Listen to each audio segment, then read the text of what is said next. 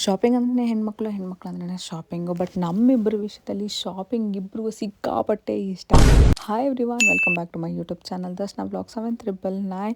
Morning routine ಎಲ್ಲ ಮುಗಿಸ್ಕೊಂಡು ಕೆಲ್ಸಕ್ಕೆ ಹೊರಟೆ. ಇವತ್ತು ನಾನು ಕೋಟಾಲ್ ಅಸೈನ್ ಆಗಿದ್ದು ಮೀಹಾಲ್. ಚೆಪ್ಪೆಕಾಯಿ ತಿನ್ಕೊಂಡು ಬೇಗ ಕೋಟಾಲ್ಗೆ ಹೊರಟೆ.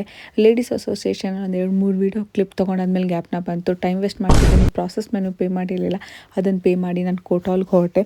ಬೇಗ ಮೀಹಾಲಲ್ಲಿ ಕೇಸಸ್ ಮುಗ್ದೋಯ್ತು. ಸೊ ನೆಕ್ಸ್ಟ್ ನಾನು ಹೋಗಿದ್ದೆ ಸಿಟಿ ಸಿವಿಲ್ ಕೋರ್ಟ್ಗೆ. ಅಲ್ಲೂ ಕೂಡ ಕೆಲಸ ಇತ್ತು, ಫೈಲಿಂಗ್ ಇತ್ತು. ಅದನ್ನೆಲ್ಲ ಮುಗಿಸ್ಕೊಳ್ಳೋಷ್ಟೊತ್ತಿಗೆ ನಂಗೆ ಸಂಜೆ ಆಗೋಗಿತ್ತು.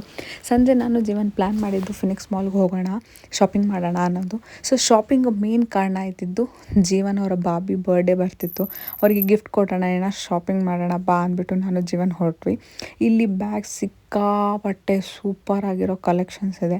ಸೊ ನೋಡ್ತಾ ಇದ್ರೆ ಎಲ್ಲ ತೊಗೊಬೇಕು ಅನ್ನಿಸ್ತಿದೆ. ನನಗಂತೂ ಇಲ್ಲಿ ಬಂದಾದ್ಮೇಲೆ ಎಲ್ಲ ಬ್ಯಾಗ್ ಬೇಕು ಅನ್ನಿಸ್ತು. ತುಂಬ ಬ್ರ್ಯಾಂಡ್ ಬ್ಯಾಗ್ಸ್ ನೋಡಿದೆ. ನೀವು ಗೆಸ್ ಮಾಡಿ ನಾನು ಯಾವ ಬ್ರ್ಯಾಂಡ್ ಗಿಫ್ಟ್ ಕೊಟ್ಟಿರ್ಬೋದು ಅಥವಾ ಯಾವ್ದು ಸೆಲೆಕ್ಟ್ ಮಾಡಿರ್ಬೋದು ಅನ್ನೋದು. ಸೊ ಸ್ಲಿಪ್ಪರ್ಸ್ ಕೂಡ ನೋಡ್ತಾ ಇದ್ದೆ, ಹೀಲ್ಸ್ ಬೇಕು ಅಂದ್ಕೊಂಡು. ಸೊ ಇಲ್ಲಿ ನಮಗೊಂದು ಕಾಲ್ ಬರುತ್ತೆ, ಜೀವನ್ ನೆವ್ಯೂದು ಫುಟ್ಬಾಲ್ ಮ್ಯಾಚ್ ನಡೀತಿದೆ ಅನ್ನೋದು. ಸೊ ಹೋಗೋಣ, ಅವ್ನಿಗೂ ಚಿಯರ್ ಮಾಡೋಣ ಅಂದ್ಕೊಂಡು ನಾನು ಜೀವನ್ ಹೊರಟ್ವಿ.